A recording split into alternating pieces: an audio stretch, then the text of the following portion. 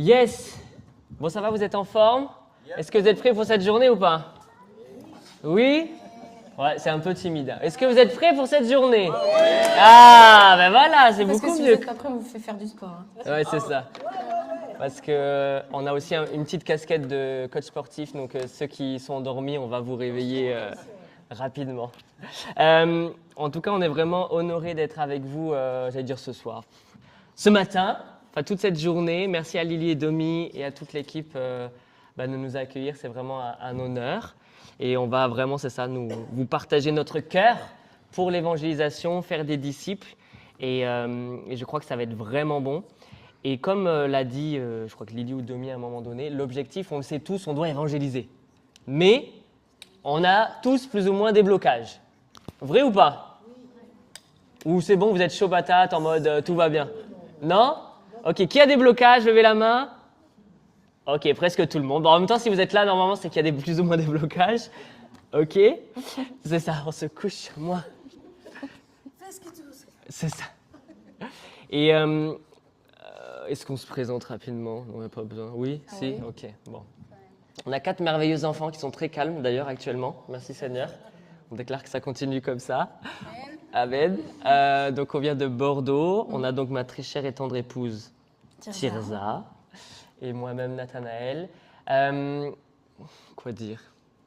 Actuellement, on a vraiment 2 casquettes. On a un ministère sur la restauration, l'identité, la santé. Et on a vraiment aussi cette casquette autour de l'évangélisation. Dieu qui nous offre de plus en plus de portes à ce niveau-là. Même d'ailleurs pour ceux et celles que ça intéresse, Bordeaux, 6 juin, Marche pour Jésus. Après 10 ans, on reprend la Marche pour Jésus à Bordeaux. Donc on vous attend tous le 6 juin à Bordeaux. Amen. Yes. Donc vraiment Dieu nous a équipés comme ça. J'avais vraiment à cœur pendant la louange de vous raconter rapidement, on va dire, comment moi je suis arrivé à évangéliser. Ok. Très rapidement, puis on va rentrer dans le sujet. Parce que ce matin, on va vraiment rentrer dans quelque chose de très profond. Rassurez-vous, on va vous partager plein de clés pratiques toute l'après-midi. Alors toute l'après-midi, ça va être plein de clés pratiques. Mais ce matin, on va vraiment rentrer dans quelque chose de beaucoup plus profond. Donc j'espère que vous êtes bien prêts parce que ça va remuer, ça va chauffer. Ok? Ok, donc très rapidement, moi je me suis converti, je ne sais plus il y a combien de temps, 7 ans peut-être. Et tout de suite, j'ai eu à cœur d'évangéliser. Et en fait, ce qui s'est passé, c'est que j'avais plein de blocages, plein de peurs. Parler à quelqu'un, ça me semblait juste une montagne, ça me semblait juste impossible.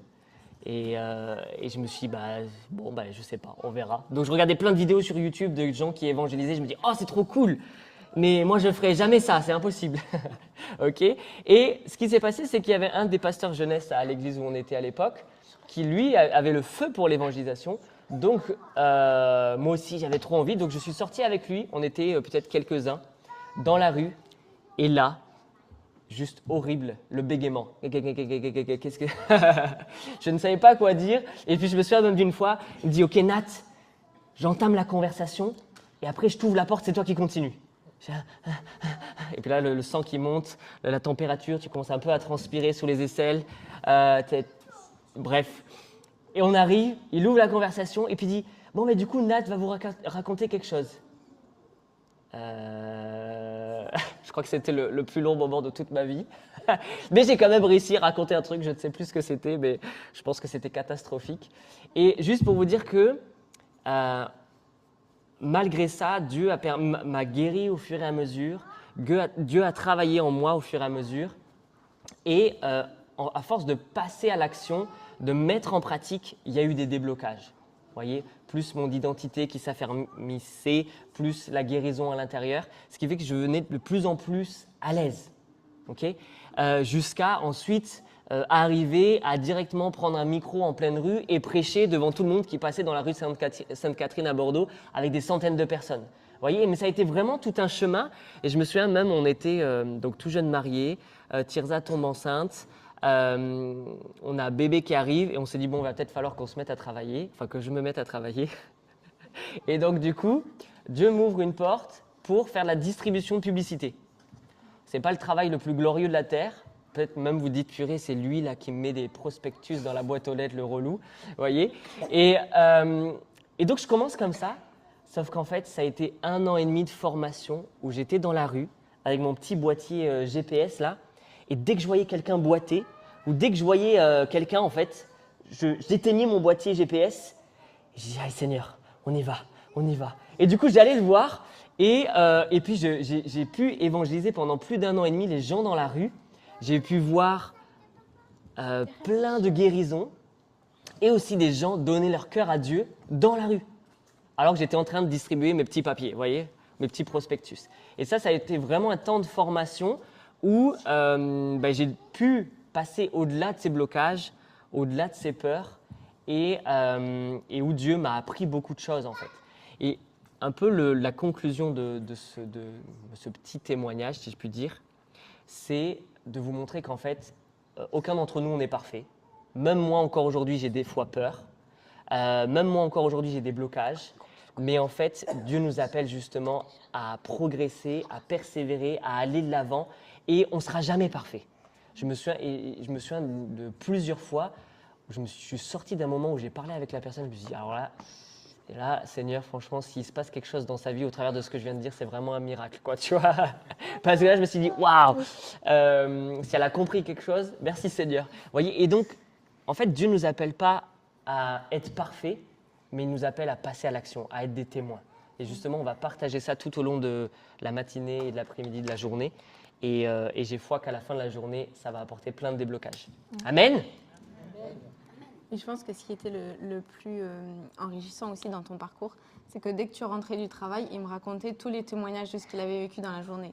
Et je pense que c'est là où tu t'es rendu compte aussi de l'impact que ça avait, parce que moi j'étais là, mais c'est énorme, merci Jésus, il y en a un de plus dans le royaume et tout.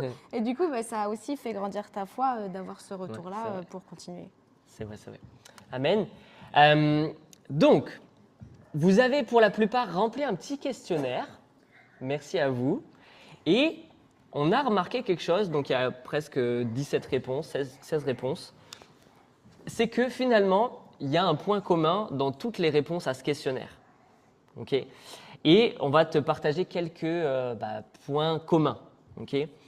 Donc, qu'est-ce qui t'a paru le plus difficile? Ce qui ressort souvent, c'est comment aborder les gens. Faire le premier pas, briser la glace, commencer la conversation, lancer le thème, simplement parler. Vous voyez, c'est vraiment ça qui est ressorti au maximum. Et je vais descendre au niveau des émotions. Si tu devais identifier ton plus grand blocage aujourd'hui, l'approche, parler en profondeur, le rejet des autres, okay, la peur du rejet, manque de courage, peur de ne pas savoir quoi dire. Voyez, et ça revient souvent, ça.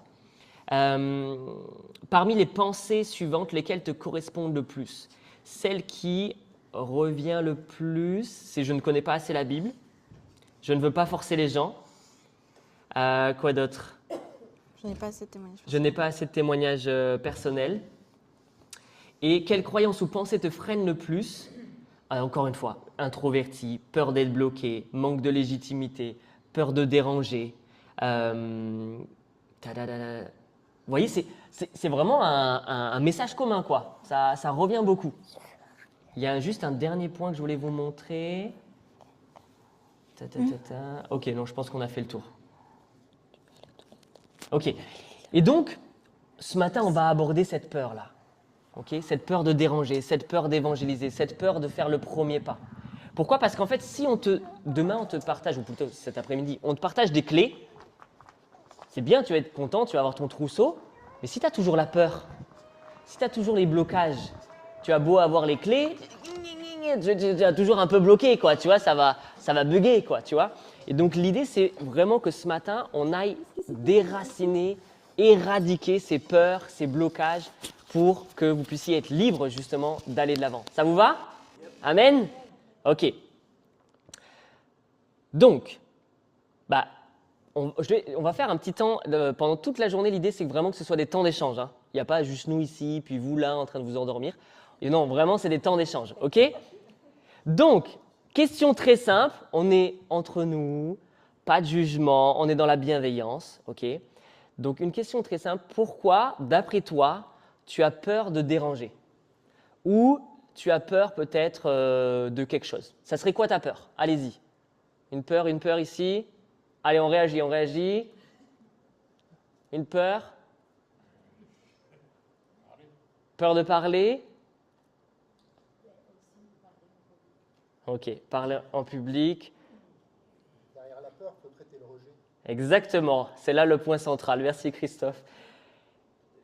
Ah, il a direct tout spoilé, c'est très bien. En fait, derrière une peur se cache toujours quelque chose. C'est jamais juste j'ai peur. En fait, il faut comprendre ce qui se passe à l'intérieur, derrière cette peur, pour pouvoir l'éradiquer. Okay? C'est-à-dire qu'une mauvaise herbe, lorsqu'elle pousse, si je coupe juste la tête de la mauvaise herbe, bah, elle va repousser. Par contre, si j'enlève la racine de la mauvaise herbe, bah, elle ne pourra plus repousser. Et donc l'idée, c'est de trouver la source de ces peurs en nous. Okay? La Bible nous dit, il est tel les pensées de son âme, dans Proverbe, excusez-moi, je n'ai pas la référence, il est tel les pensées de son âme. C'est-à-dire que ce que je pense va influencer mes actions. Et si je vais même plus profond que ça, qu'est-ce qui influence mes pensées? Ce sont mes croyances. Okay? Si on m'a toujours dit dans mon enfance, tu es nul, tu n'es pas capable, tu n'y arriveras pas, ça va générer des pensées qui vont te dire, ah mais je suis nul, je ne sais pas faire, comment je vais faire? Tu vois, ça c'est les pensées. Mais en fait, elles viennent d'où ces pensées? Elles viennent de ces croyances qui ont été instillées, infusées en nous depuis tout petit. Okay? Et ces pensées-là, je suis nul, je ne suis pas capable, je ne vais pas y arriver, ben, qu'est-ce qui se passe? Ça va se traduire comment en termes d'action? Bah, je ne vais rien faire, ou je vais être bloqué, ou je ne vais pas passer à l'avant, je vais bugger, je vais manquer de confiance. Voyez? C'est-à-dire qu'en fait, le gros problème aujourd'hui dans la société du XXIe siècle, c'est qu'on te dit, bah, tu vois ton comportement A, fais-moi un raccourci, change en comportement B.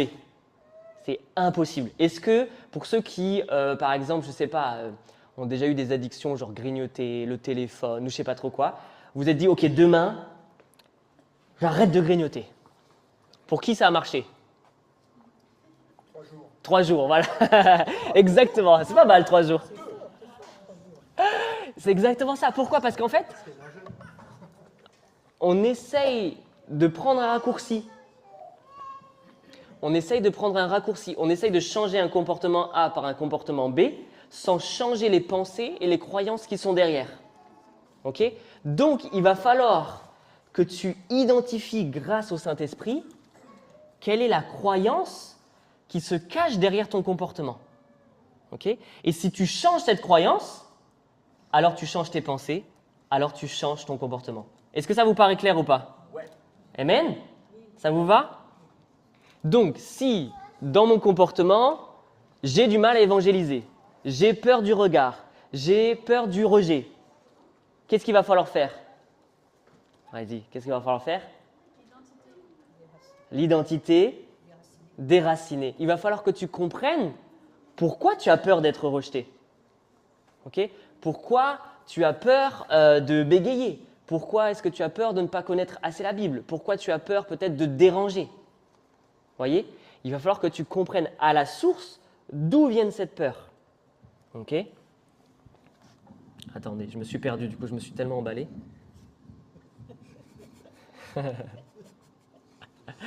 Ok. Tu veux dire ça? La plus grosse source, c'est ça? Non. Pardon.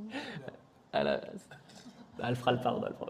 Ok, donc la plus grosse peur, comme l'a dit Christophe, qui se cache derrière la peur de déranger, la peur d'évangéliser, la peur du jugement de l'autre, c'est la peur du rejet. Okay? Et ce rejet, en fait, ce qu'il faut que tu comprennes, c'est que, encore une fois, tous mes comportements présents sont issus de mes expériences passées. Ok? Je le redis, tous mes comportements présents sont issus de mes expériences du passé. Donc, basiquement, ton enfance. Aussi basique que ça, le rejet que tu as toi-même subi dans ton enfance a posé des semences en toi, a généré des croyances qui génèrent des pensées et qui génèrent aujourd'hui tes comportements. Si tu veux changer tes comportements, il va falloir que tu reviennes à cette racine-là, cette source-là, et que tu guérisses en profondeur à cet endroit-là. Pour que tu puisses être débloqué dans l'évangélisation, et même dans tous les domaines de ta vie. Parce que là, on parle d'évangélisation aujourd'hui, mais s'il y a du rejet ou si tu as subi… C'est pas si, on a tous subi du rejet, à plus ou moins forte dose. Ok ? Partez de ce principe que personne ne se dise « Ah, mais non, moi, j'ai pas de rejet, j'ai eu des parents pleins d'amour, nanana. » Amen. Mais en fait, tout le monde a subi du rejet. Ah, même si c'est une petite dose, tu en as forcément subi. Et si tu n'as pas traité ça avec l'aide du Saint-Esprit, ça va forcément se manifester aujourd'hui dans un des domaines de ta vie. Ok ? Donc, il n'y ait pas de déni ou de je ne sais quoi, mais non, moi, je ne suis pas concerné. On est tous concernés par ça. Et si tu ne l'as pas déjà traité dans ta vie, c'est forcé que ça se manifeste quelque part dans ton quotidien. Ok ? Ok, donc on va vous donner quelques justement symptômes de ce rejet, quelques conséquences de ce rejet. Tu veux en donner quelques-uns ? Ouais. Alors, quand on a cette blessure de rejet qui est en nous, on va avoir cette tendance à rechercher l'acceptation des autres. C'est-à-dire, on va se comporter d'une certaine manière pour être sûr qu'on va être accepté de la personne. Il peut y avoir aussi du perfectionnisme qui se développe. C'est-à-dire que si je fais parfait, je vais être sûr qu'on va m'accepter. Et qu'on va m'aimer. Je vais être sûr qu'on va m'aimer. Et puis, il y a d'autres symptômes du rejet. Il y a la fuite. C'est-à-dire, il y a des personnes, tu leur parles et d'un coup, ils ne sont plus là. Ils sont partis dans leur pensée. Ça, c'est une sorte de fuite. Attendez, alors… on va voir s'il y a des gens qui fuient là. Montrez-moi vos yeux. Non, c'est bon, vous êtes tous vivants ? Ok, ça va. Ou alors, il y a vraiment la fuite physique. Il y a des gens, tu leur parles, d'un coup, tu te retournes, ils ne sont plus là. Vraiment, il y a vraiment des gens, c'est à identifier, c'est à apprendre à identifier, mais la fuite, c'est assez subtil. Mais il faut aussi s'en détacher. Après, quand on guérit, on a tendance à plus fuir. Autre symptôme du rejet, le renfermement. C'est-à-dire quelqu'un qui va aller dans son coin ou qui aime beaucoup la solitude, etc. Le déni, on en a déjà un peu parlé, mais le déni, c'est genre, bah non, moi ça va, moi je suis pas blessée, moi ça va. Tout va bien. Voilà. Une attitude effacée et solitaire, un besoin d'appartenance, donc qui se relie avec le besoin d'acceptation, la peur de la panique. Donc bon, là, dans l'évangélisation, vous voyez très bien comment ça peut se manifester. Et c'est une personne qui va souvent dire bah, « je vois rien, je suis nulle » ou qui utilise souvent ces mots-là, rien, inexistant, nul, pas assez, pas capable, etc. C'est ça, exactement. Juste pour l'attitude effacée ou solitaire, c'est typiquement quelqu'un dans un groupe, on ne le voit pas. Ou dans un groupe, c'est comme il ne prend pas sa place et il a tendance à fuir et à disparaître. Oui, c'est ça, c'est le genre de personne où tu dis « Ah, tu te rappelles le repas à l'église ou le repas de famille, elle était là cette personne ?» Je sais pas. Ça arrive souvent, hein. Ou même nous, ça nous est arrivé par exemple dans certains contextes où d'un coup, bah, en fait, elle est où elle ? Ah ben, elle est partie. Mais comment ça, elle est partie ? J'ai même pas vu partir. Et ça, c'est typiquement du rejet parce qu'il y a une forme de fuite sans même prévenir ni quoi que ce soit. Vous voyez ? Et je voulais dire un autre truc. Une espèce de sentiment d'illégitimité. Je ne mérite pas d'être heureux en groupe, je ne mérite pas d'être avec vous, donc en fait la personne, elle fuit ce bonheur-là. Et je ne mérite pas d'exister.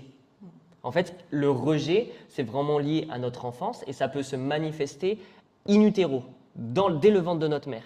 Si malheureusement vous n'avez pas été désiré, ou c'est une grossesse surprise, ou oui c'est ça, ben en fait il y a un rejet que le fœtus, le bébé, ressent dès le ventre de sa mère.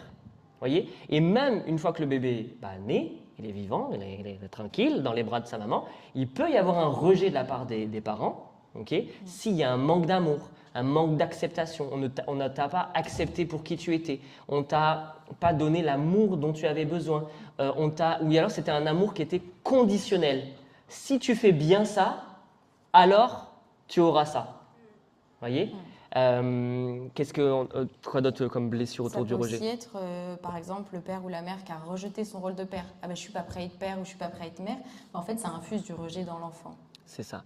Et ça, en fait, ça crée vraiment une blessure dans notre cœur, dans notre âme. Parce que rappelez-vous, on est esprit, âme et corps. Et dans notre âme, c'est le siège de nos émotions, de notre intelligence, de notre volonté, de nos pensées. Et en fait, c'est justement à ce niveau-là qu'il y a des séquelles et qu'on porte tous des bagages en fait. Et ces bagages-là, petit à petit, il faut faire le tri et les dégager. Okay ? voyez ce que je veux dire? Donc, cette blessure-là que vous avez subie dans votre enfance, après, bien sûr, elle a pu être alimentée par d'autres situations au cours de votre enfance, adolescence, vie d'adulte. Ok, adolescent, tu étais tout le temps rejeté par le groupe, on t'a moqué. Vie d'adulte, ton boss te respectait jamais, il y a une forme de rejet par les collègues. Ok? Ça, en fait, il y a une première source à ce rejet qui ensuite a été alimentée par d'autres situations. Ok?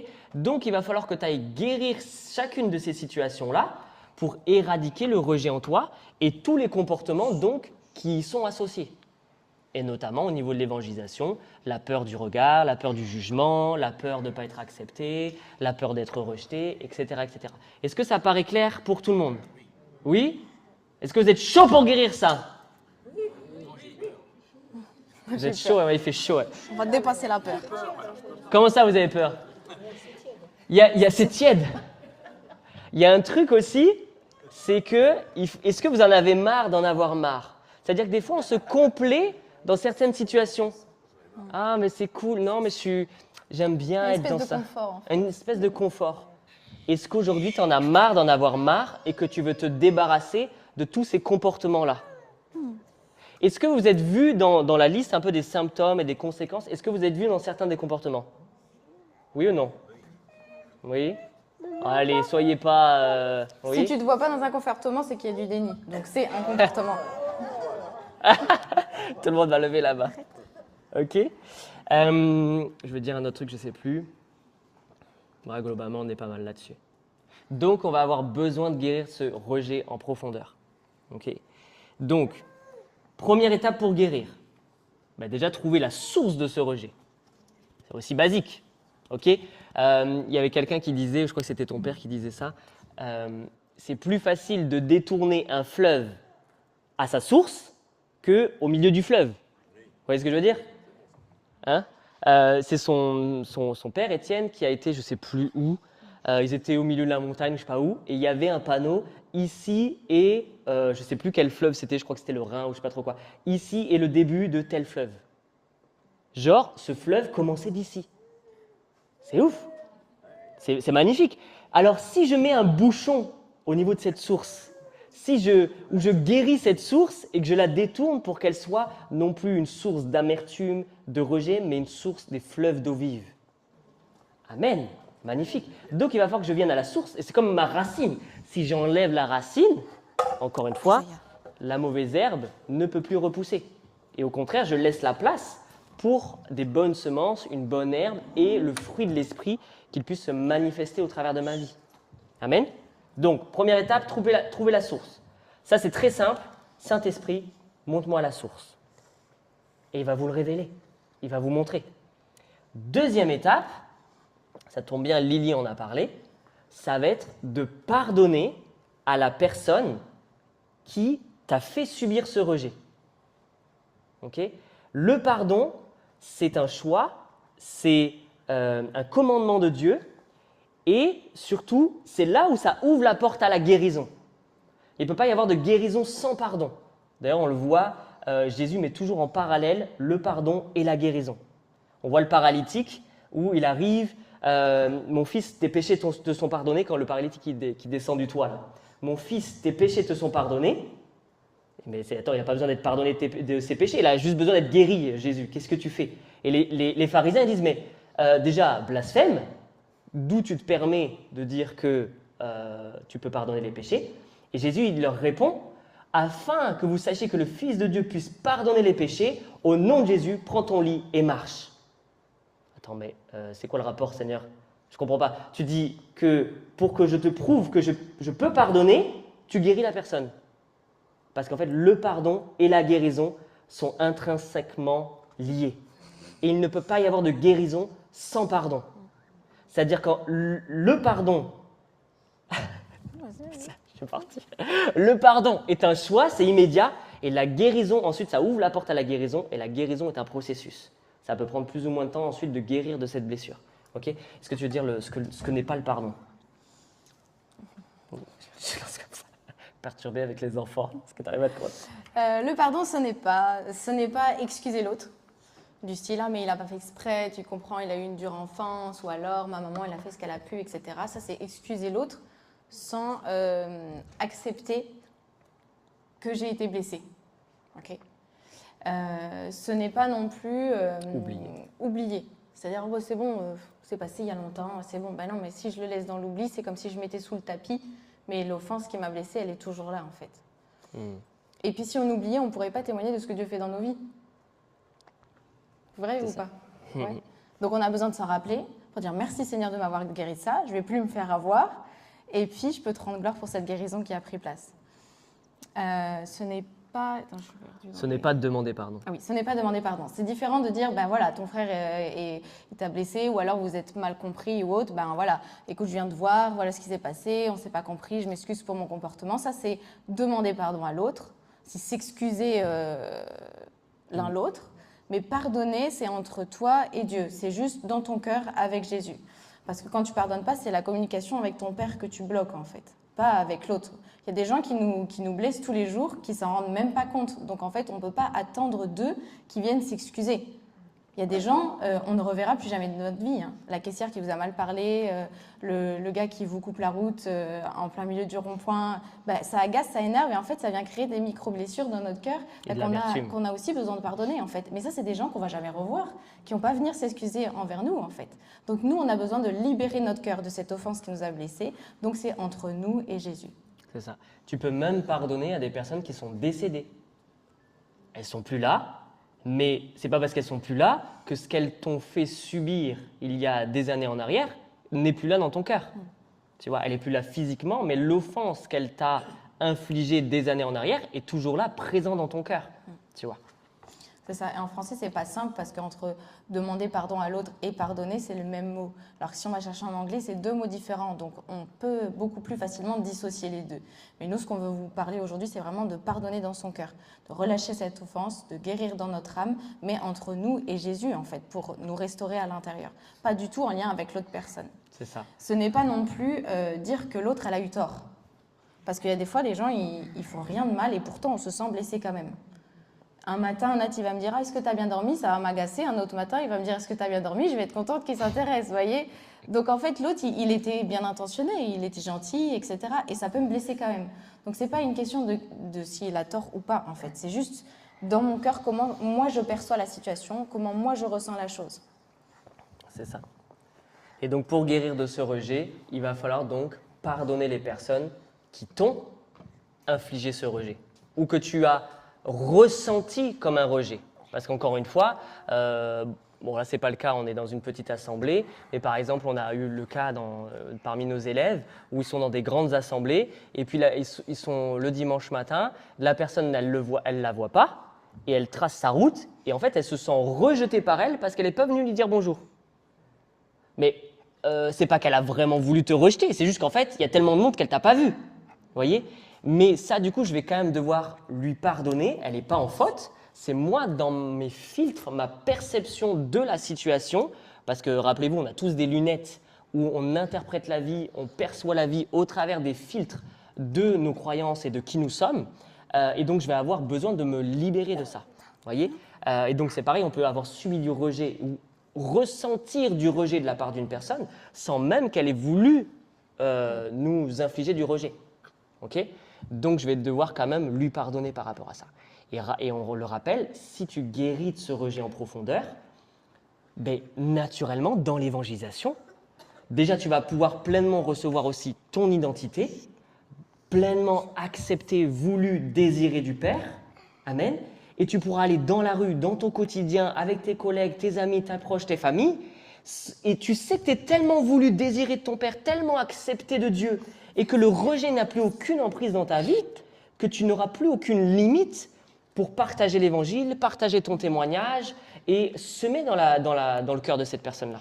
Voyez ? Donc, si tu as encore, et si tu te sens concerné, rappelons-nous, on est tous concernés par ça, parce que vous avez tous levé la main sur des blocages. Donc, globalement, on a tous ça plus ou moins. Okay ? Donc, d'aller guérir ce rejet-là, ça va nous permettre de nous débloquer dans cet appel de Dieu qu'il a pour notre vie. La grande commission qu'on l'appelle, allez, faites de toutes les nations des disciples, okay, on est tous appelés à ça, Parce qu'on est tous des disciples et on est tous appelés à faire des disciples. Amen. Donc, si tu te sens bloqué dans cet appel, ça veut dire qu'il faut que tu ailles creuser à l'intérieur de toi pour comprendre d'où vient ce blocage-là. Okay, pour que tu sois à ton plein potentiel, pour rentrer dans cet appel, cette destinée que Dieu a pour toi. Okay, et si tu ne te sens pas à ton plein potentiel, c'est qu'il y a des choses à guérir à l'intérieur, c'est qu'il y a des fausses croyances, c'est qu'il y a des peurs, c'est qu'il y a des blocages, des chaînes, des liens. Et ça, il faut que tu les éradiques, que tu les brises pour pouvoir rentrer pleinement dans ce que Dieu t'appelle. Ok? Amen. Amen. Amen. Ok. Est-ce que ça va pour tout le monde? Est-ce qu'il y a des questions par rapport à ça ou pas rapidement? Ça va? Tu sais à peu près à quel âge c'est les rejets? Le rejet, c'est à partir du utero. Et Donc, depuis jusqu'à la 3 ans. conception jusqu'à 2-3 ans. Ouais, 2-3 ans. Cherche loin. Ah, Voilà, on cherche c'est ça. vraiment Donc c'est loin. pour ça que c'est le Saint-Esprit qui va nous dire, parce que déjà on a une mémoire sélective, n'est-ce pas? Et en plus, on ne se rappelle pas forcément de notre enfance, et encore moins de ce qu'on a vécu quand on était en construction à l'intérieur. Donc c'est bien le Saint-Esprit qui va venir nous Je suis révéler. né à 3 ans. Il y a 3 ans. Tu es né à 3 ans, merci. Pour vous dire ça, ce rejet-là, bon, bien sûr, on l'explique avec la parole de Dieu, mais c'est aussi des études scientifiques et psychologiques qui ont été faites sur des milliers de personnes. Et moi, ce que je trouve, on est tous uniques. C'est extraordinaire. Mais malgré tout, au travers de ces recherches, sur des milliers de personnes, ils ont pu observer des similitudes justement dans les comportements liés à des blessures spécifiques. Le rejet, typiquement la fuite. L'humiliation, typiquement, ça va être la honte. La trahison, manque de confiance, contrôle. Qu'est-ce qu'on a? L'abandon, j'abandonne. On a quoi? L'injustice. Injustice, les règles, rigidité. Et ça, ils l'ont étudié sur des milliers de personnes. On est tous différents. Je trouve ça extraordinaire. Mais malgré tout, il y a un pattern. Notre âme a été constituée d'une certaine manière. Dieu, on est créé à l'image de Dieu. Amen. Dieu le Père, Dieu le Fils, Dieu le Saint-Esprit. Nous sommes de la même manière esprit, âme et corps. Et tout est interconnecté. Si je suis que dans le spi, il va me manquer quelque chose. Si je suis que dans le corporel, il va me manquer quelque chose. Okay? Je suis un seul être, tout comme Dieu est un seul Dieu. Mais il est Dieu le Père, Dieu le Fils, Dieu le Saint-Esprit. Okay? Le Fils est soumis au Père et le Saint-Esprit est soumis au Fils. De la même manière, mon âme doit être soumise à mon esprit, puisque je dois marcher par l'esprit, et mon corps doit être soumis à mon âme. Voyez? Il y a une hiérarchie, mais ils sont pourtant tous les trois aussi importants. Est-ce que je peux dire que le Saint-Esprit est moins important que le Père? Bah non, c'est Dieu. Okay? Donc je ne peux pas dire que mon corps il est moins important que mon esprit. Vous voyez, il est tout aussi important et j'ai été créé à l'image de Dieu. Par contre, il y a une hiérarchie. Il doit être soumis à mon esprit et à mon âme. Okay? Mais on doit aussi, on ne peut pas juste délaisser cette partie en disant ça n'a pas d'importance, le plus important c'est le côté spirituel. Okay? Si tu t'occupes que du spirit, tu t'occupes jamais de ton âme et de ton corps, je peux t'assurer que tu ne vas pas aller loin. Hein. Combien on a vu de pasteurs, d'évangélistes, de prophètes, d'apôtres qui ont été coupés sur leur destinée dans leur chemin parce qu'ils ne se sont jamais occupés de leur âme et de leur corps. Burn-out, crise cardiaque, maladie, etc. Pourquoi? Parce qu'ils se sont tellement occupés du côté spirituel et en délaissant tout le reste. Okay? Et on doit aujourd'hui, je pense, au XXIe siècle, vraiment retrouver cet équilibre-là, tout en bien sûr marchant par l'esprit. D'où le fait que là, ce qu'on veut faire, c'est aller voir le Saint-Esprit pour que lui nous révèle les choses. Et là, on marche par l'esprit. Voyez? Saint-Esprit, révèle-moi, je guéris grâce à lui, je mets en place des clés bibliques comme le pardon, je suis restauré, guéri, et je peux foncer dans ma destinée. Amen? Donc, on va prendre un temps d'exercice pratique maintenant. Okay? Et on va tout simplement demander au Saint-Esprit, première étape, montre-moi les sources de ce rejet. Ou montre-moi les sources de ces peurs. Vous prenez un stylo, un carnet, et tout ce qui vous vient, c'est le Saint-Esprit qui va vous parler et vous le notez. Okay? Et ensuite, deuxième étape, vous allez pardonner à ces personnes-là. On le fera peut-être on le fera ensemble ensuite. OK? Les sources, c'est forcément de 0 à 3 ans, c'est ça? Ouais. La première fois où en tout cas c'est arrivé, où ça a créé la première blessure dans ton âme, c'est dans cette zone-là. Et ensuite, ça a été entretenu par tout ton vécu en fait. Voilà, exactement. C'est ça. Ça va pour vous? On se prend 5 minutes pour ça? Est-ce que tu peux nous mettre un petit fond son, musical. un petit fond musical? Ouais, tu peux jouer. Tu peux jouer? Ouais, Ouais. vas-y. Donc, ce qu'on vous encourage à faire, c'est d'écrire la question sur votre Allez, cahier. vas-y. Et ensuite, tout ce qui passe dans votre tête, vous l'écrivez. Et ensuite, en relisant, vous allez analyser, OK, ça c'était mes pensées, c'est moi qui réfléchissais. Et ça, je vois bien que ça, c'est le cœur de Dieu qui me parle. Ok ? Et puis peut-être vous allez avoir des images, vous vous rappelez des souvenirs qui vont vous revenir en tête. Notez-les aussi. Ok ? Plus on décharge sur le papier, moins ça reste dans notre émotionnel, on va dire. Et plus c'est facile d'aller traiter la chose après. Si tu as ta liste de courses qui te vient en tête, note-la sur le papier. Sinon, ça va te polluer et ça va t'empêcher de pleinement recevoir ce que Dieu te dit. Ok ? Vraiment, tu notes tout ce qui se passe. Ça peut être, et vraiment demander quelque chose de précis. À quel moment, quelle situation, quelle personne. Est-ce que c'est une blessure? Est-ce que c'est une parole? Est-ce que c'est une situation particulière? Est-ce que c'est un lien générationnel, héréditaire? Vraiment, demandez à Dieu quelque chose de précis. Amen? Allez-y, go! Seigneur, merci parce que tu nous montres là où il y a du rejet, tu nous montres la source de ces peurs qui nous empêchent de passer à l'action, de pouvoir répandre ton royaume sur terre, Jésus. Merci parce que tu nous révèles ces choses et que s'il y a toute racine d'amertume, s'il y a des blessures en profondeur dans notre cœur, tu viens vraiment nous les révéler. Si on a besoin, cette peur d'être accepté, cette peur de ne pas être aimé, viens nous révéler ces choses afin qu'on soit débloqué pour, encore une fois, répandre ton royaume, Jésus.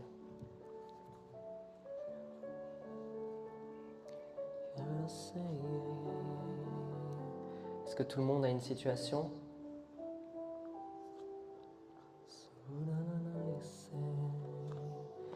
Ce que je vous propose, c'est qu'on puisse tous faire cette prière du pardon ensemble. Ok? J'ai un modèle là sur le téléphone. Et l'idée, c'est que vous répétiez après moi et que vous remplissiez les trous par votre situation. Ok? Seigneur, je choisis de pardonner. Ah, et là vous dites la personne. Pour, et là vous exprimez la situation dans laquelle que le Saint-Esprit vous a révélé.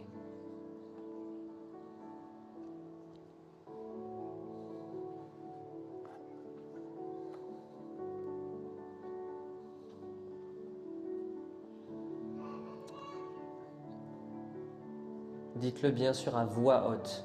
Ne gardez pas ça dans le fond de votre cœur, vous avez besoin de l'exprimer à voix haute. Seigneur, je choisis de pardonner à, pour.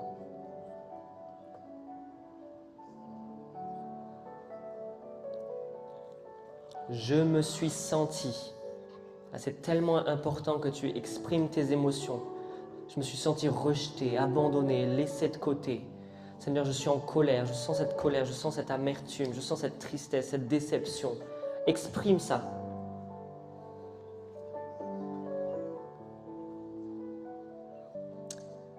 Allez, avec moi. Je choisis de ne pas persister dans mon ressentiment. Je te remercie de m'avoir délivré des liens de l'amertume. Je renonce à mon droit de vengeance.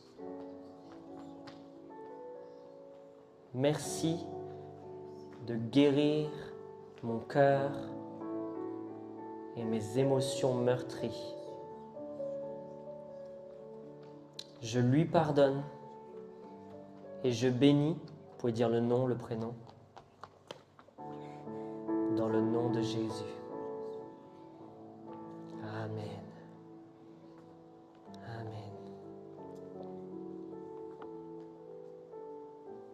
Alors Seigneur, merci parce que maintenant, toute racine d'amertume, de rejet, maintenant on les déracine et on déclare que ça n'a plus aucun impact dans notre vie. Si ça a ouvert des portes, maintenant on vient fermer ces portes au nom de Jésus. Tout lien, peut-être même héréditaire ou générationnel, de rejet qui se transmet de famille en famille, maintenant on brise ces liens au nom de Jésus. Et on déclare que ça n'a plus d'impact dans notre vie. Je déclare que ça ne passe plus par nous au nom de Jésus. Tout esprit de rejet, tu n'as plus aussi aucun droit dans ma vie. Je déclare la liberté. Dans le nom de Jésus, tout ce qui n'est pas de toi, Saint-Esprit, maintenant tu prends la place. Et vraiment au nom de Jésus, tout esprit de rejet, tu n'as plus aucun droit au nom de Jésus. Tout esprit de peur, toute peur qui est rattachée à ce rejet, maintenant, nous la brisons au nom de Jésus et on déclare que tu n'as plus le droit. Tu n'as plus le droit. Tu n'as plus le droit au nom de Jésus. C'est fini, le contrat légal qui autorisait toute porte ouverte. Maintenant, nous déchirons ce contrat légal au nom de Jésus. Merci pour ton feu. Merci parce que la malédiction maintenant s'arrête dans notre vie et c'est la bénédiction qui prend toute la place au nom de Jésus. Là où est l'Esprit, là est la liberté. Maintenant, j'appelle cette liberté, Saint-Esprit, à prendre toute la place, que ce soit au travers de notre bouche, pour faire des disciples, pour évangéliser, pour partager l'Évangile, partager cette bonne nouvelle. Merci Seigneur parce qu'il n'y a plus aucun blocage. Toutes chaînes à notre pied maintenant sont brisées au nom de Jésus. Merci Seigneur parce que ce sont les chaussures du zèle. Ton feu, Papa, qui brûle en nous. Saint-Esprit, merci parce que c'est ton feu qui brûle en chacun pour partager cet amour, partager cette merveilleuse et glorieuse nouvelle au nom de Jésus. Partager ton royaume et que tous les fruits du royaume puissent se manifester au travers de ma vie. La résurrection et la vie, la guérison, chasser les démons. Merci parce que Seigneur, tu nous équipes et maintenant c'est relâché au travers de nous. Merci parce que toute chaîne, tout ce qui nous empêchait de manifester ces choses au travers de nos vies sont brisées maintenant dans le nom de Jésus. Nous sommes libres. J'appelle la liberté toute bouche. Si tu sens comme il y avait un verrou dans ta bouche, prends ce verrou prophétiquement et tu brises ce verrou et tu le jettes à terre. On brise maintenant tout verrou dans nos bouches qui nous empêchait d'ouvrir la bouche. Maintenant, je déclare aussi que les verrous qui empêchaient ces fleuves d'eau vive de couler de notre sein, maintenant, je brise ces verrous au nom de Jésus. Je brise ces verrous au nom de Jésus. Tu peux vraiment le faire prophétiquement comme un acte prophétique. Je brise ces choses et je déclare que ce n'est plus un filet d'eau qui coule au travers de moi, mais que ce sont des fleuves d'eau vive, un torrent d'eau vive, un tsunami qui coule au travers de ma bouche et que partout où je vais, c'est le royaume qui est répandu. Partout où je vais, je reprends ce qui nous appartient. Là où je marche, tout lieu que foule la plante de mes pieds m'appartient et appartient au roi des rois, à Jésus-Christ. Au nom de Jésus, tout ce qui n'est pas de toi, Saint-Esprit, maintenant ça, on l'éradique et on déclare un souffle. Tu souffles maintenant et toutes ces peaux mortes, toute cette mue, toute cette ancienne peau. Merci parce que maintenant tu fais tomber ça de nos épaules. Les écailles de nos yeux maintenant tombent aussi au nom de Jésus. On déclare un souffle. Saint-Esprit, maintenant tu souffles. Tu souffles au travers de nos vies. Ton feu, Papa, maintenant, qui prend toute la place. Au nom de Jésus, ton feu qui grandit. Plus de toi, Saint-Esprit, dans notre âme, dans notre corps, au nom de Jésus. Merci pour ton onction qui coule au travers de nous. Merci parce que nous portons ta présence et ta gloire. Nous sommes tes ambassadeurs, ambassadrices. Et que partout où je vais, c'est ta gloire, ta présence qui est répandue.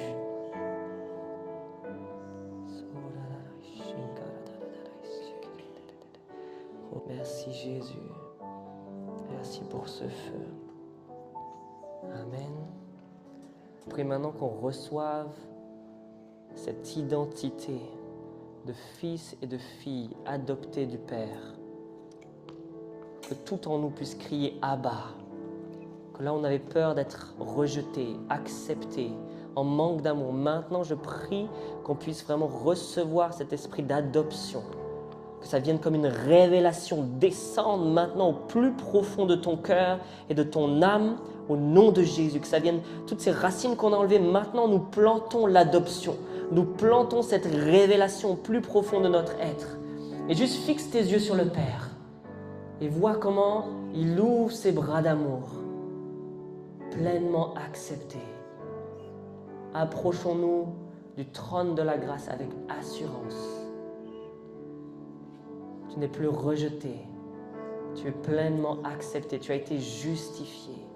Quand Dieu te voit, il voit Jésus. Alors juste fais un câlin à Dieu. Pose-toi dans ses bras d'amour et reçois cet amour maintenant.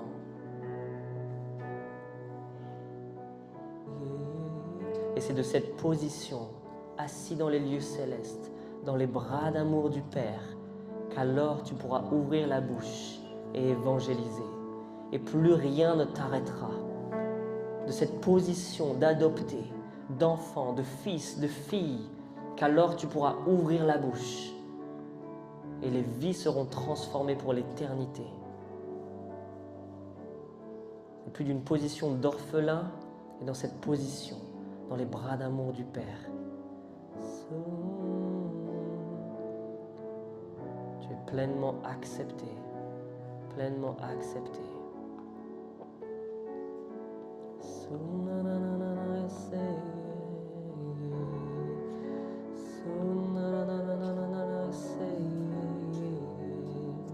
Et je ressens qu'il y a beaucoup de culpabilité, beaucoup de « ouais, mais j'ai tellement fait d'erreurs, comment est-ce que Dieu peut m'accepter ?» Regarde, j'arrive même pas à ouvrir la bouche, regarde, j'arrive même pas à faire telle chose, alors que ça fait tellement d'années que tu me demandes. Et il y a tellement de culpabilité au fond de toi. Tu t'en veux tellement pour tellement de choses. Alors maintenant, on va se pardonner soi-même. Pour se libérer de cette culpabilité, tu as besoin de te pardonner. Alors pour toutes les choses pour lesquelles tu t'en veux, toutes les choses que tu aurais aimé faire mais que tu n'as pas réussi à faire, toutes les choses que tu ne voulais pas faire mais que tu as fait malgré tout et pour lesquelles tu t'en veux. Alors maintenant, tu vas te pardonner par rapport à ça. Cette amertume, cette déception que tu nourris de toi-même, on va se libérer de ça maintenant. Alors, répète avec moi, après moi. Seigneur, je choisis de me pardonner. Pour, et là tu cites, vas-y, liste toutes les choses pour lesquelles tu t'en veux. Toutes les choses pour lesquelles tu culpabilises. Seigneur, je m'en veux, je me pardonne parce que j'arrive pas à rentrer dans ta présence. Seigneur, je me pardonne parce que j'arrive tellement pas à évangéliser alors que tu m'appelles pour ça. Seigneur, je me pardonne, je m'en veux, je me suis tellement déçu moi-même de toutes ces erreurs, toutes ces fautes. Vas-y, pardonne-toi, relâche. Liste. Je me pardonne pour. Dis-le à voix haute, je me pardonne pour. Ça peut être des trucs tout bêtes. Je me suis renversé du café sur moi. Regarde comment t'es nul. Je me pardonne parce que je me renverse. Je fais tellement d'erreurs dans mon quotidien. Je me pardonne d'exister. On m'a dit que tu ne pouvais pas exister. Mais je me pardonne d'exister. Peut-être tu t'en veux même d'exister. Alors Seigneur, je me pardonne d'exister.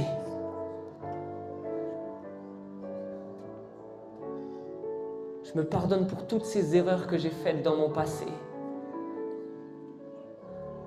On m'avait parlé de toi, mais j'ai mis tellement de temps à aller vers toi. Et je m'en veux parce que j'ai fait tellement d'erreurs. Il y a tellement de conséquences de toutes ces erreurs. Et tu t'en veux pour chacune de ces conséquences-là. Alors pardonne-toi pour ces conséquences. Pardonne-toi pour ces erreurs-là. Et dis comment tu t'es senti. Je me sens nul. Je me suis senti nul. Je me suis senti bête. Je me suis senti tellement humilié. Je me sens sale. Je m'en veux, j'ai tellement de colère en moi, tellement de déception, de tristesse. Alors Seigneur, je te donne ça. Et Seigneur, je choisis de ne pas persister dans ce ressentiment. Merci de m'avoir libéré de cette culpabilité et de ces liens d'amertume. Merci de guérir mon cœur.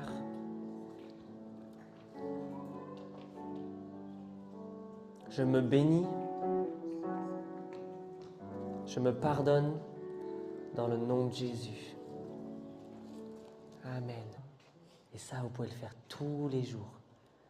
À chaque fois que quelqu'un vous énerve, à chaque fois que quelqu'un vous frustre, vous gonfle, vous saoule, vous pouvez pardonner. Pardonnez. Et vous pardonnez vous-même. À chaque fois que tu te gonfles toi-même, tu te pardonnes à toi-même. Et tu exprimes ces émotions-là. Parce qu'en fait, les émotions, c'est un signal sur le tableau de bord de ta voiture. C'est en train de te dire, regarde, il y a un truc qui se passe à l'intérieur de ton capot. Il faut que tu t'arrêtes, tu ouvres le capot, ton cœur, et tu regardes ce qui se passe dans le moteur. Amen. Amen. Come on. Ok, ça c'était que le début de la journée. Ça va? Vous êtes chaud? Maintenant qu'on a éradiqué tout ça, on va pouvoir rentrer dans les clés pratiques. Si Jésus, quand il est allé à la croix, il a pardonné toute l'humanité et il dit « J'ai pardonné, alors faites de même ». Je ne sais plus ce que c'est le verset, mais la référence, mais c'est ça. Il dit « Comme moi j'ai pardonné, vous aussi faites de même ». Ça veut dire que quand on se pardonne nous-mêmes, qu'on pardonne les autres, on applique la même puissance que le pardon de Jésus à la croix. Donc quand tu pardonnes, c'est pas juste tu as dit une petite prière comme ça, c'est non, tu viens appliquer le même pardon que Jésus à la croix. Donc rendons-nous compte aussi de cette autorité qu'il nous a donnée, de cette puissance qu'il nous a donnée et qu'on peut appliquer d'une manière assez simple pour se délivrer de toutes ces offenses-là. Amen. Et puis, si lui, il a pu pardonner, au travers de son esprit, il t'a justement donné cette capacité de pouvoir pardonner toi aussi à ton tour. Amen. On va commencer par une petite vidéo. Ça va? J'ai eu ma petite larmichette. C'est ça, les amis, l'évangélisation. C'est ça, hein? J'ai presque rien d'autre à dire. C'est être ce bateau de sauvetage pour toutes ces personnes qui sont en souffrance, perdues, et pour lesquelles la direction, c'est l'enfer. Il n'y a que 2 directions à la fin de notre vie. Vous le savez tous. Hein. Et Dieu nous appelle justement à pouvoir changer les directions. Ce n'est pas nous qui sauvons, bien sûr, mais en tout cas être cette bras tendu vers ces personnes qui sont en train de se noyer. Et c'est un des plus beaux cadeaux que Dieu nous fait, de pouvoir être cette main, ce bras, ce corps vers ces personnes qui sont en train de se noyer. Voyez ? Et dans tout ce que Dieu m'a appris au travers de l'évangélisation, c'est toujours cet exercice à ne pas rentrer en moi-même dans mon confort, dans mon égoïsme, mon orgueil, mes besoins, mes désirs, mais toujours cet apprentissage à lever les yeux et à regarder au plus profond du cœur des personnes la souffrance qu'ils ont, ce qui se passe au plus profond de leur cœur et surtout dans la direction dans laquelle ils vont. Voyez ? Et ça, c'est un réel exercice qu'on doit tous faire, de se défaire de ces chaînes du confort, de l'égoïsme, de l'orgueil et de lever les yeux pour regarder comment Dieu voit ces personnes. Et c'est de cette seule manière-là qu'on pourra alors sortir et leur prêcher cette bonne nouvelle et être ce saving boat, ce bateau qui sauve. Voyez ? On est tous appelés à ça. Est-ce que tu le crois que toi aussi tu es appelé à ça? Oui? C'est pas réservé qu'à des évangélistes. L'apôtre Paul, je crois qu'il dit, c'est à Timothée, je crois qu'il dit, il dit, n'oublie pas de faire l'œuvre d'un évangéliste. On est tous appelés à faire l'œuvre d'un évangéliste. Un évangéliste, son seul rôle, enfin pas que, mais un de ses rôles, c'est de former le corps de Christ à être eux-mêmes des évangélistes pour aller sauver les âmes. Donc c'est mon rôle, moi, en tant qu'appel, en tant qu'évangéliste, de vous équiper pour qu'à votre tour, vous alliez être cette main tendue pour ces personnes qui sauvent. Mon rôle, oui, c'est d'aller évangéliser, aussi, amen, mais c'est de vous équiper. Donc, je suis certain que vous allez faire bien plus que moi. Parce que dans votre quotidien, évangéliser, faire des disciples, c'est ce qu'on doit, petit à petit, ça doit devenir notre style de vie. Voyez ? Et on doit justement se défaire de tout ce confort, de toutes ces choses du quotidien, de tout ce qui vient nous parasiter pour nous empêcher de rentrer dans cette grande commission et de rentrer dans cet appel-là, qui est le plus grand des commandements. Voyez ? Et moi, toutes les fois, on en parlera peut-être plus par la suite, mais toutes les fois où je n'ai pas évangélisé. Pourquoi ? J'étais dans mon confort. Je pensais au travail. Je pensais juste à mes besoins, à moi-même. Ah, mais le soir, je suis déjà assez fatigué, je ne vais pas non plus en plus sortir ou faire des choses. Je n'avais plus de relation avec Jésus. J'étais plus connecté à l'œuvre de la croix, à cette relation d'intimité. J'étais connecté à d'autres besoins, d'autres idoles. Voyez ? Et en fait, toutes ces choses qui veulent justement nous sortir de l'intimité avec Dieu et nous empêcher de rentrer dans cet appel de Dieu que chacun en a en fait. Amen. Je vais essayer de m'asseoir. Je ne sais pas combien de temps je vais durer. Allez, des versets que vous connaissez tous. Matthieu 28, 19 à 20. Matthieu 28, versets 19 à 20. Allez, faites de toutes les nations des disciples. les baptisant au nom du Père, du Fils et du Saint-Esprit. Et enseignez-leur à observer tout ce que je vous ai prescrit. Et voici, je suis avec vous tous les jours jusqu'à la fin du monde. Car, Romains 10, versets 13 à 15, « Car quiconque invoquera le nom du Seigneur sera sauvé. Mais comment donc invoqueront-ils celui en qui ils n'ont pas cru? Et comment croiront-ils en celui dont ils n'ont pas entendu parler? Et comment en entendront-ils parler s'il n'y a personne qui prêche ?» Je veux dire, ce verset, il n'y a pas plus clair. Franchement, verset 15, « Et comment y aura-t-il des prédicateurs s'ils ne sont pas envoyés? Selon qu'il est écrit qu'ils sont beaux les pieds de ceux qui annoncent la paix, de ceux qui annoncent la bonne nouvelle. » Tu veux avoir des beaux pieds? Tu complexes sur tes pieds? Va prêcher l'évangile, ils vont devenir très très beaux. Il y aura une manicure spirituelle qui va se poser sur tes pieds, tu verras, ils vont briller. Ça va être magnifique.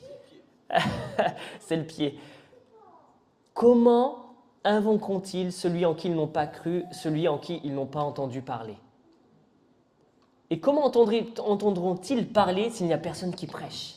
Prêcher, c'est pas juste je me tiens sur la chaise et devant tout le monde, reportez-vous! Vous voyez? Non, ça peut être à mon collègue, à la machine à café. Ça peut être avec mon proche, ma famille, à un repas de famille. Ça peut être à la caissière. Ça peut être dans toutes les situations de mon quotidien. Il y a, mis à part si tu restes toute la journée chez toi, ce qui est tout à fait possible et c'est OK, mais normalement, si tu sors de chez toi, il y a au moins une occasion. Au moins une porte ouverte. Mais c'est sûr, si tu sors de chez toi, normalement, tu vas croiser quelqu'un. Donc, il y a une possibilité. Je ne dis pas qu'il faut le faire pour tout le monde et pour chacun, mais Dieu va te montrer, te mettre en lumière quelqu'un et tu sais, lui, je peux lui annoncer, je peux lui prêcher, je peux lui partager cette bonne nouvelle. Et des fois, ça va être 10 secondes. Tu n'auras pas plus de temps. Des fois, ça sera 5 minutes, 10, 15, 20, 1 heure. Amen. Mais des fois, ça peut être juste quelques secondes. Tu arrives à la caisse. Madame, merci pour tout ce que vous faites. C'est tellement précieux. Et j'avais juste à cœur de vous dire, mais comment vous servez les gens, ça honore le cœur de Dieu. Et Jésus vous aime, madame. Dieu a un plan merveilleux pour votre vie. Et il vous aime précieusement. Et parfois, c'est tout. Tu ne pourras pas dire plus. Parce qu'il y a des gens derrière qui disent, allez, monsieur, laissez-moi la place. Vous voyez? Mais juste ça. Ça peut être un compliment. Madame, qu'est-ce que... Oh, votre tenue là, qu'est-ce qu'elle est belle. Vous êtes belle, madame. Est-ce que vous savez, aux yeux de Dieu, aux yeux de Jésus, vous êtes une créature merveilleuse. Vous êtes précieuse à ses yeux. Et il vous aime précieusement. Il a donné sa vie pour vous. Ah bon? Et quand tu complimentes quelqu'un, jamais il va te rejeter. Hein.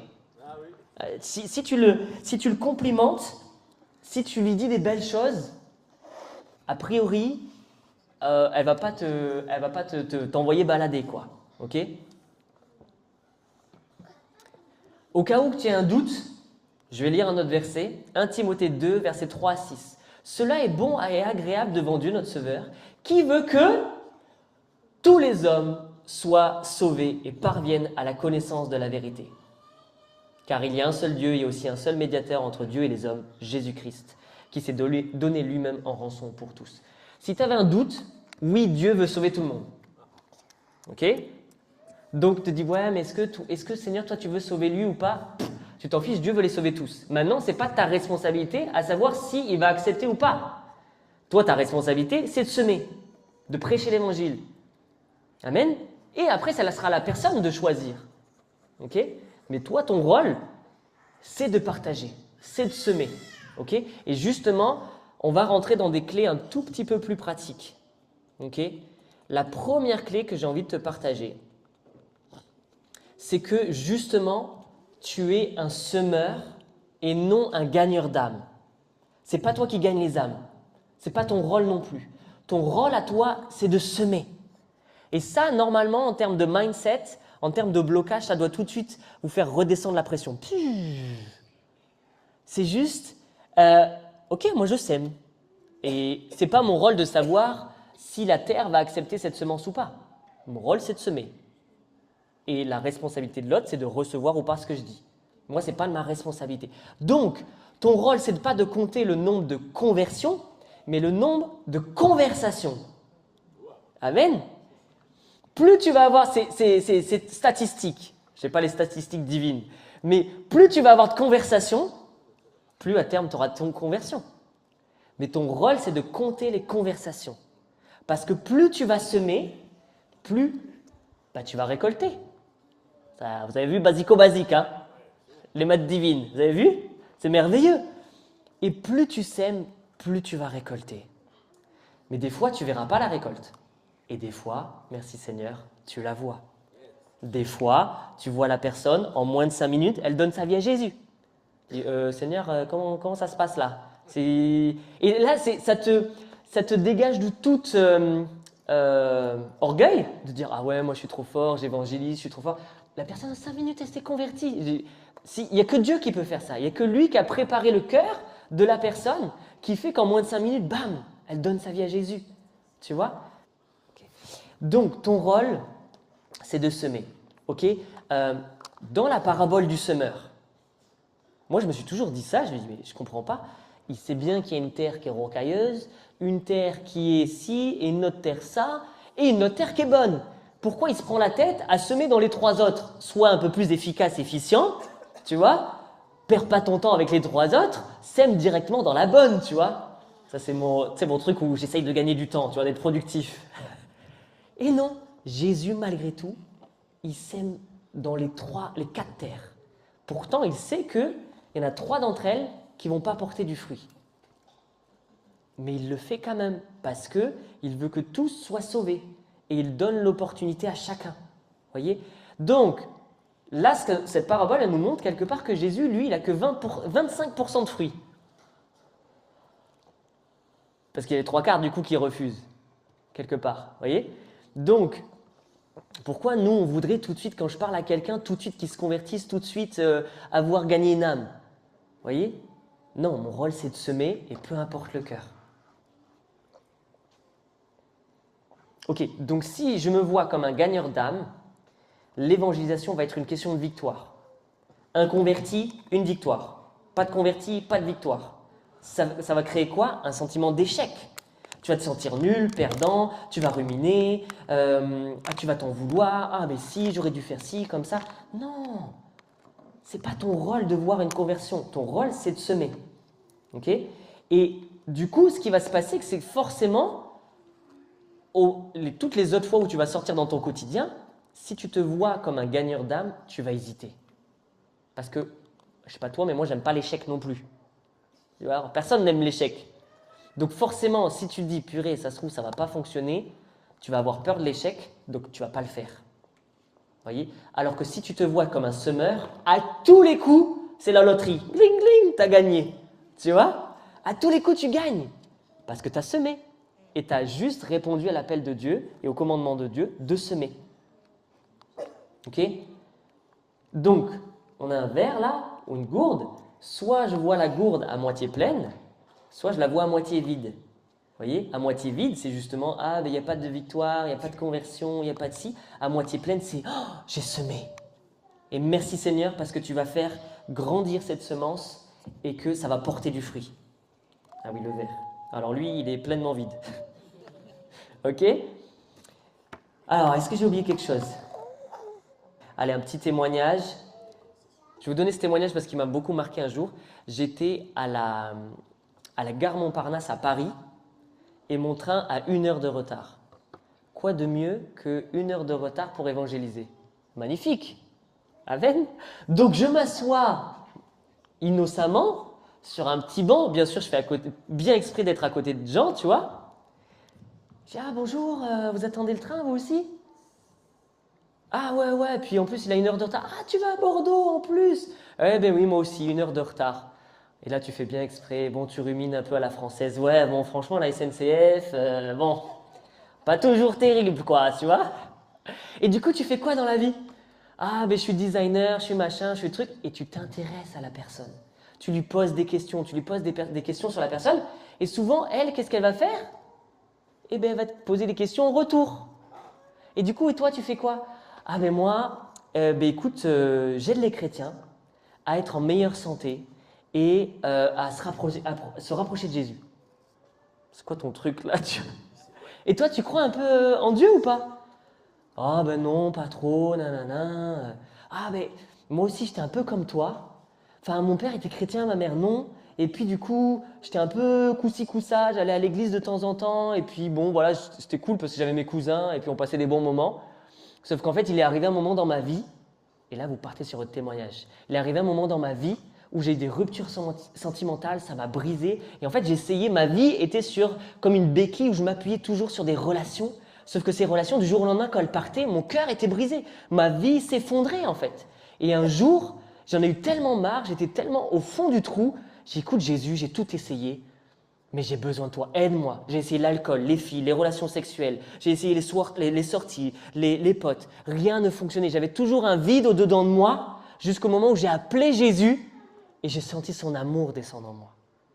Vous avez vu? Et là, en fait, je pars tout simplement on partagera ces clés cet après-midi.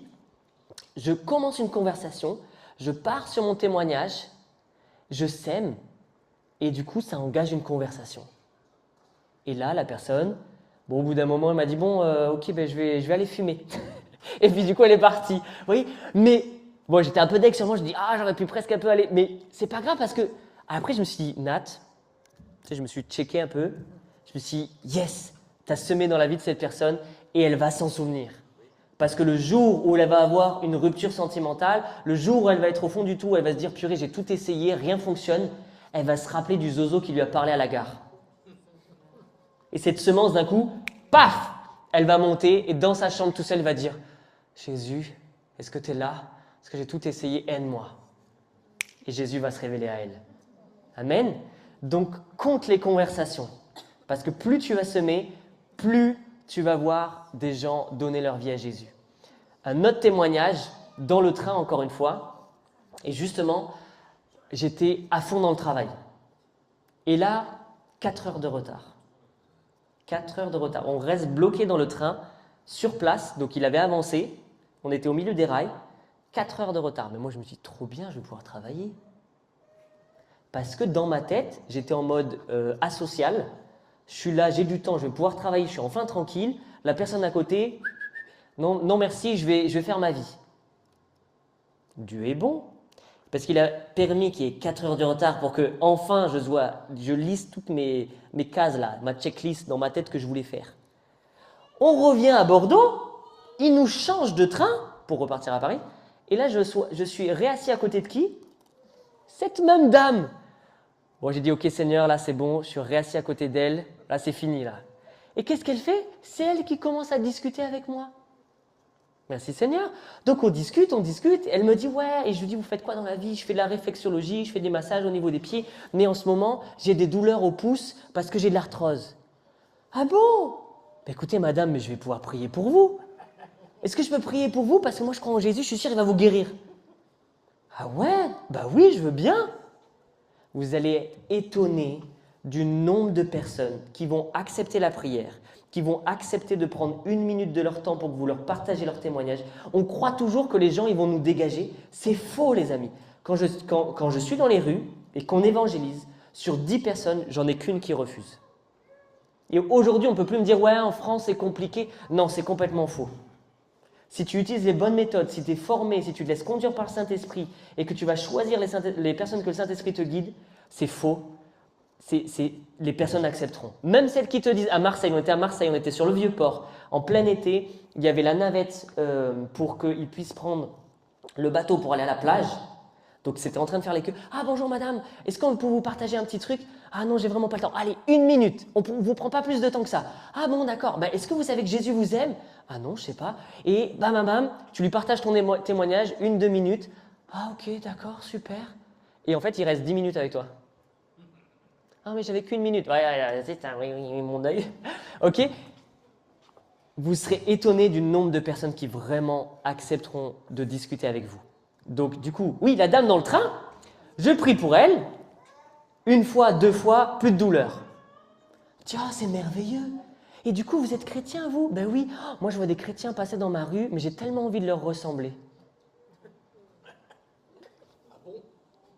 Et je me suis dit, Seigneur, à cause de mon égoïsme, j'aurais pu passer à côté de cette personne. J'ai jamais vu un cœur qui était aussi près qu'elle. Je lui partage l'évangile, elle donne sa vie à Jésus.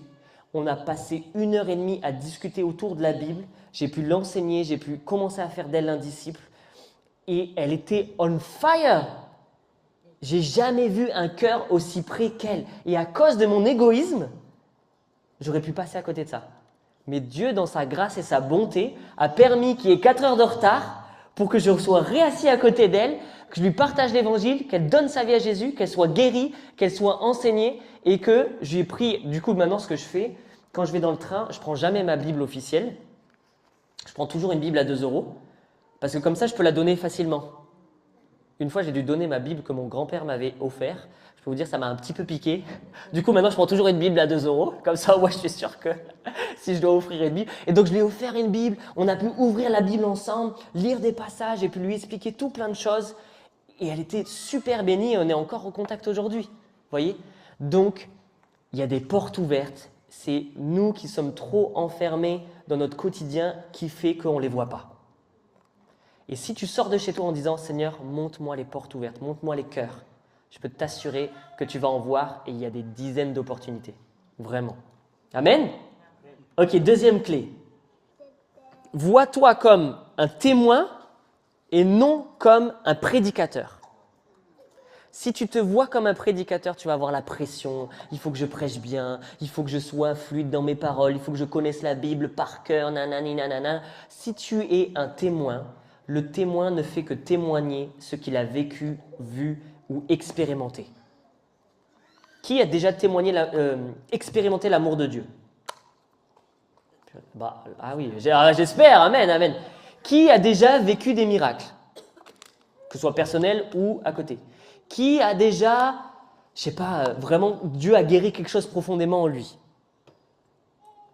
Donc, vous êtes tous des témoins de quelque chose que Dieu a déjà fait dans votre vie et vous pouvez tout simplement témoigner de ça.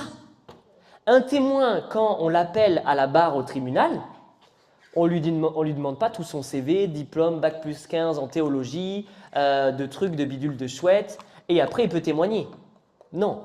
Monsieur, madame, qu'avez-vous vu ? Qu'avez-vous expérimenté ? Ah voilà, j'ai vu qu'il y a la voiture qui est arrivée, puis machin, puis truc. Elle ne fait que partager ce qu'elle a vu, vécu ou expérimenté. Vous avez vu ? Et c'est la même chose dans le fait de partager l'évangile, d'évangéliser. Tu as simplement besoin de te voir comme un témoin qui partage des témoignages. Et ce qu'il a vécu, ce que tu as vécu personnellement. Okay ? Et c'est pour ça que l'évangélisation puise toujours sa source dans l'intimité avec Dieu. Parce que dans mon intimité avec Dieu, je vois, j'expérimente, je vis des choses avec Dieu, qu'alors je peux partager ensuite à l'extérieur.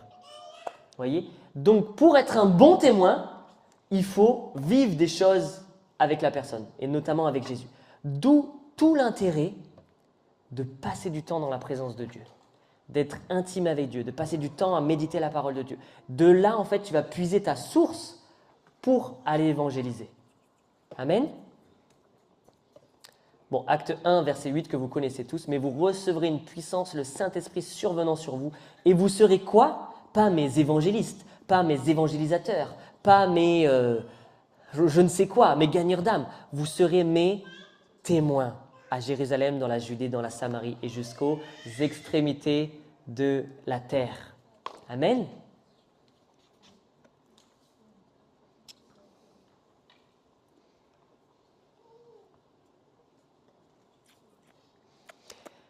Par exemple, on discutait par rapport aux musulmans ou aux témoins de Jéhovah. Ce sont typiquement des gens qui vont toujours vouloir rentrer dans des débats. Je ne rentre pas dans des débats, je témoigne. Donc, quand vous êtes face à des gens, ou même des gens qui sont très cartésiens, qui sont très athées, ils vont vouloir débattre. Mais toi, tu ne rentres pas dans le débat. Écoute, c'est bien beau ce que tu me dis, mais moi, voilà ce que j'ai vécu. Et en fait, ça, tout de suite, ça te décomplexifie, non, déculpabilise, bon, vous avez compris, ça t'enlève la pression, ok, de devoir connaître la Bible par cœur de A à Z. Non, tu partages, bien sûr, s'il vous plaît, connaissez la Bible, passez du temps dans la parole de Dieu, amen, mais toi, tu partages ce que tu as vécu avec Dieu. Et je me souviens notamment c'était avec des témoins de Jéhovah. Oui, mais monsieur, dans la Bible, il est écrit ça. Je comprends ce que vous dites, madame, mais moi, voilà ce que j'ai vécu. J'ai eu Jésus qui est venu dans ma chambre, alors que j'étais seul, dépressif, un vide en moi, et j'ai ressenti son amour qui m'a transpercé jusque chaque cellule de mon corps. Et à ce moment-là, j'ai su que plus jamais je serai seul dans ma vie et qu'il n'est pas juste à côté de moi, mais qu'il habite dans mon cœur et qu'il est en moi, qu'il me donne sa paix, sa joie. Aujourd'hui, j'ai une famille merveilleuse et c'est grâce à Jésus. Oui, mais monsieur, vous savez, Jésus, c'est pas Dieu. Peut-être, mais moi, c'est ce Jésus-là qui est venu me rencontrer dans ma chambre et que tous les jours, j'expérimente et qui m'a sauvé et qui, au travers de ma vie, fait tellement de choses.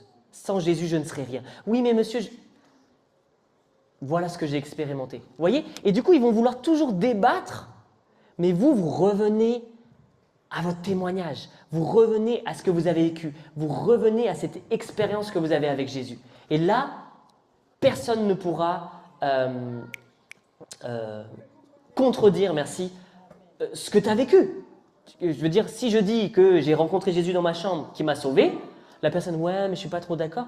Bah écoute, que tu sois d'accord ou pas, je m'en fiche. De toute façon, c'est ce que j'ai vécu. Vous voyez? Et en fait, même les gens ne vont pas oser dire, mais non, je ne te crois pas trop.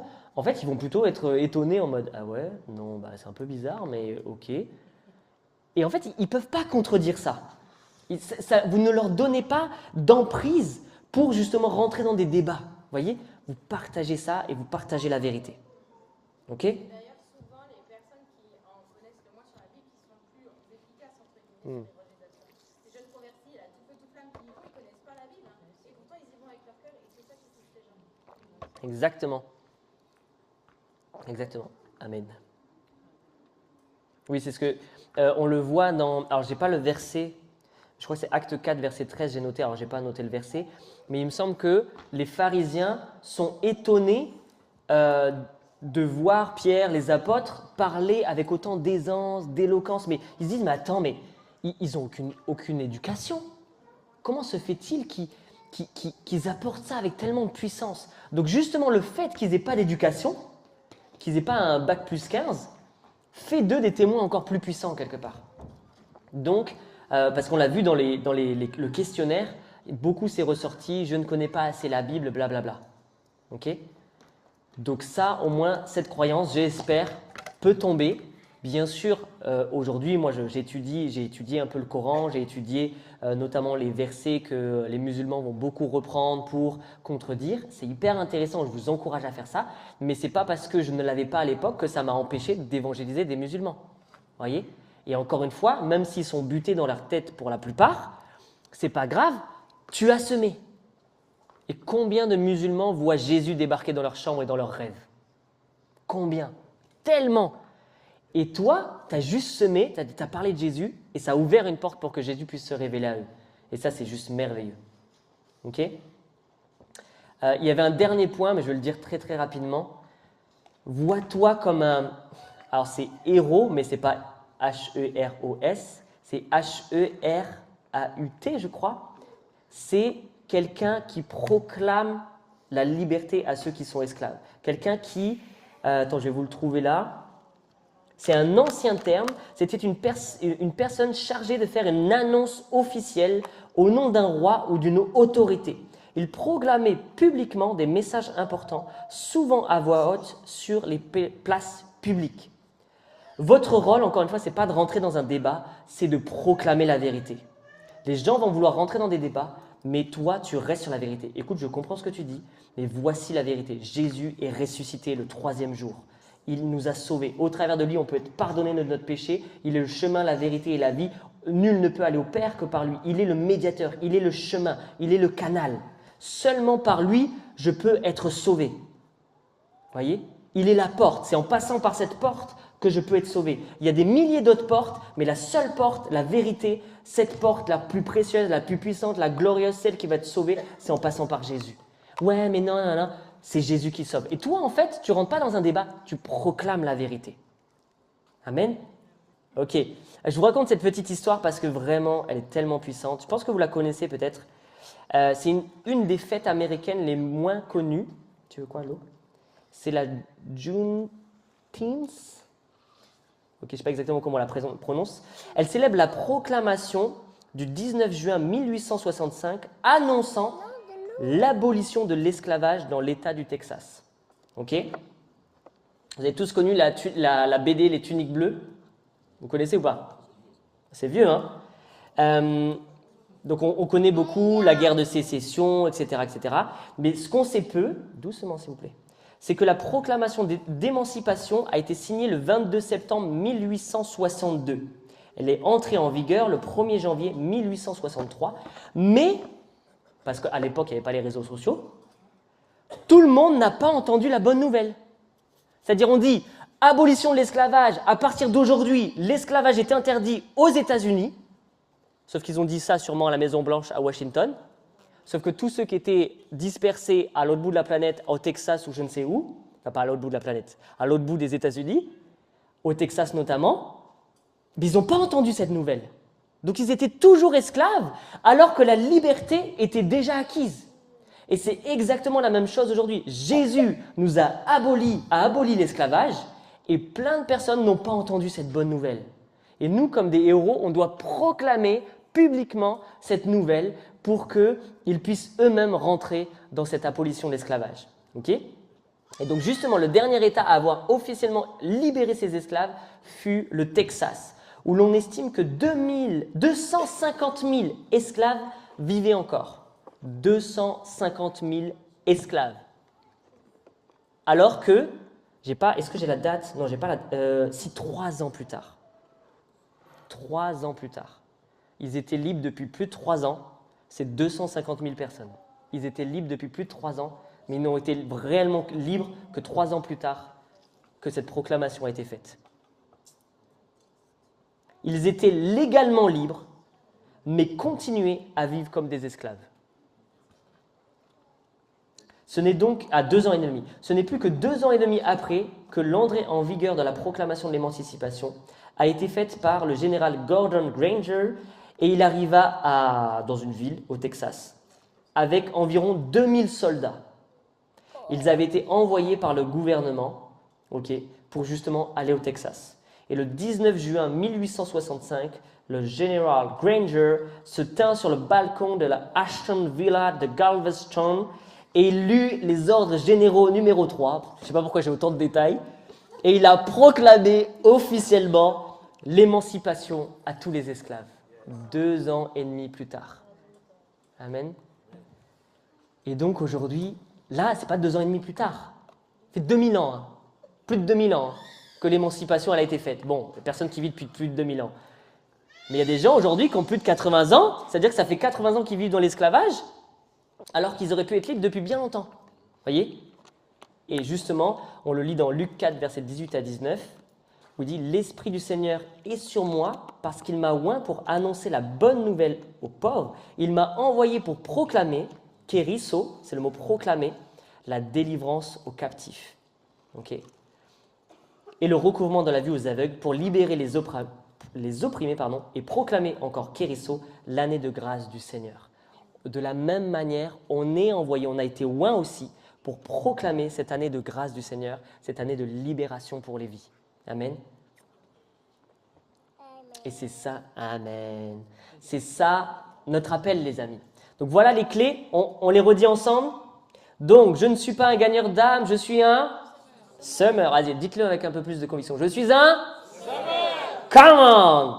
Je ne suis pas un prédicateur, je suis un allez, un peu plus. Un come on. Celui-là, on va le garder. Je suis un proclamateur. Dites-le avec moi. Je suis un ok, je proclame la liberté, la vérité. Amen.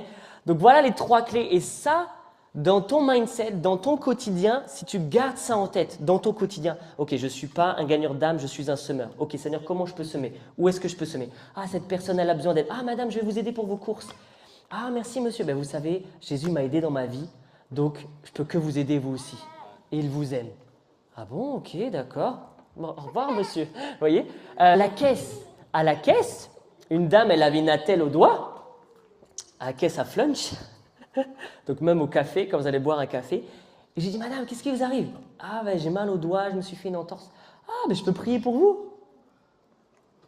Oui, ok. Je prie 1, 2, 3 fois, plus de douleur, merci Jésus.